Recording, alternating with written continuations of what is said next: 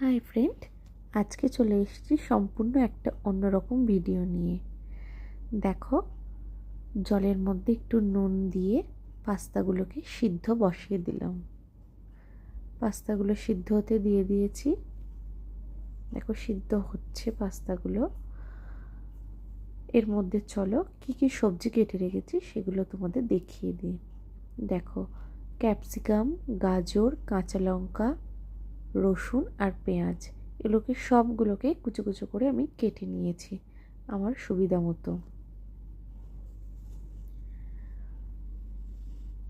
এইবার দেখো, তোমাদের সাথে কথা বলতে বলতে আমার পাস্তা সিদ্ধ হয়ে গেছে। এবার কড়ার মধ্যে দিয়ে দেব একটু সাদা তেল। সাদা তেলটা দিয়ে দিয়ে দেব ডিম। এখানে আমি আমার পাস্তার জন্য 2টো ডিম ইউজ করেছি। দেখো, আর একটা ডিমও ফাটিয়ে এর মধ্যে দিয়ে দিলাম। এরপর ডিমগুলোকে একটুখানি নুন দিয়ে ভালো করে একটু ভেজে নেব, একদম যেন লাল না হয়ে যায়।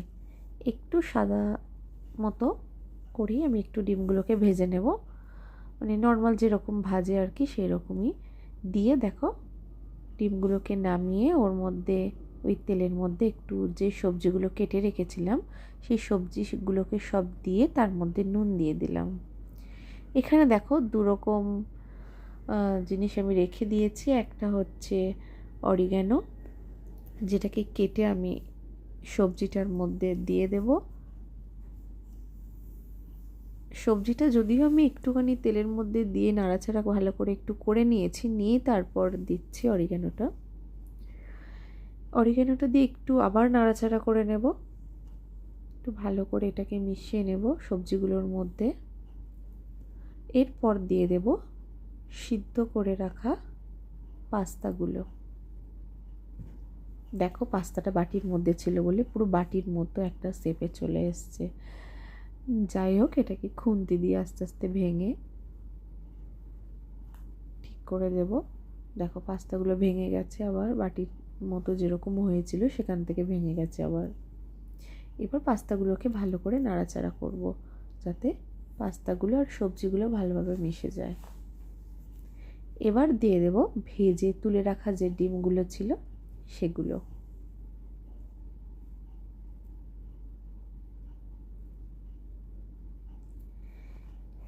এইবার এটাকে আবার একটু নাড়াচাড়া করব, করে দিয়ে দেব চিলি ফ্লেক্স, যেটা আমার আগেই ডিশটার মধ্যে রাখা ছিল। দিয়ে দিলাম চিলি ফ্লেক্স। চিলি ফ্লেক্সটা আমি আমার প্রয়োজন মতো যেটুকুনি প্রয়োজন সেইটুকুনি আমি দিয়েছি। দিয়ে এবার এটাকে ভালো করে নাড়াচাড়া করব কিছুক্ষণ।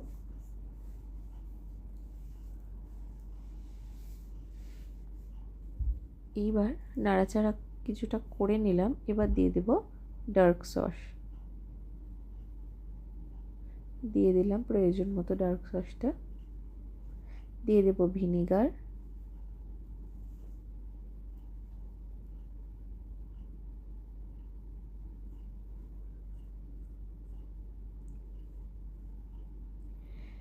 দিয়ে দেব চিলি সস।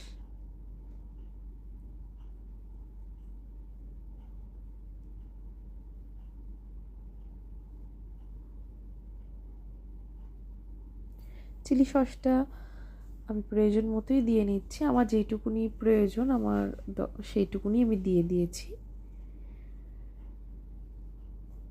এগুলোকে মিশিয়ে নেব ভালোভাবে পাস্তাগুলোর সাথে। দেখো, ভালোভাবে আমি মিশিয়ে নিচ্ছি এগুলোর সাথে।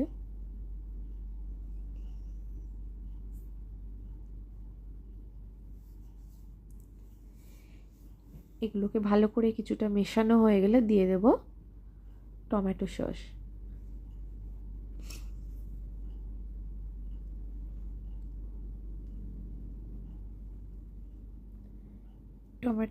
টমেটো সসটা দেয়া হয়ে গেলে এটাকেও বেশ ভালো করে নাড়াচাড়া করব। দেখো, আমি আমার মতো আমি যেইভাবে করি সেইভাবেই তোমাদের দেখাচ্ছি। আমি যদিও খুব একটা ভালো রান্না পারি না, তাও তোমাদের সাথে শেয়ার করলাম। দেখো টমেটো সসটা দেওয়া হয়ে যাওয়ার পর এটাকে আবার ভালো করে মিশিয়ে নিচ্ছি। আগে যদিও সিদ্ধ করার সময় নুন দিয়েছিলাম, কিন্তু তারপরে আর নুন দেওয়া হয়নি, তাই জন্য এখন নুন দিয়ে দিলাম। প্রয়োজন মতো দিলাম নুন, আর দিয়ে দেব প্রয়োজন মতো চিনি।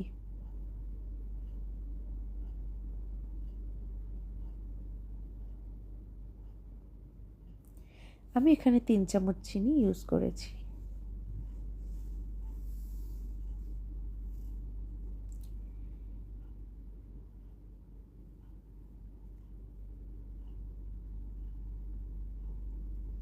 এবার এগুলোকে ভালো করে মিশিয়ে নেব। নুন আর চিনি যেটা দিলাম সেটাকে ভালো করে মিশিয়ে নেব। ব্যাস, তৈরি হয়ে গেল আমার পাস্তা। দেখো রেডি করে আমি তোমাদেরকে দেখাচ্ছি কেমন হয়েছে। বন্ধুরা সবাই একটু বলো, ভালো লাগলে লাইক কমেন্ট শেয়ার করো। যদি ভালো লাগে তাহলে জানিও, পরবর্তীকালে এরকম ভিডিও আবার দেব। টাটা বন্ধুরা, বাই। ভালো থেকো, সুস্থ থেকো। শুভ সকাল।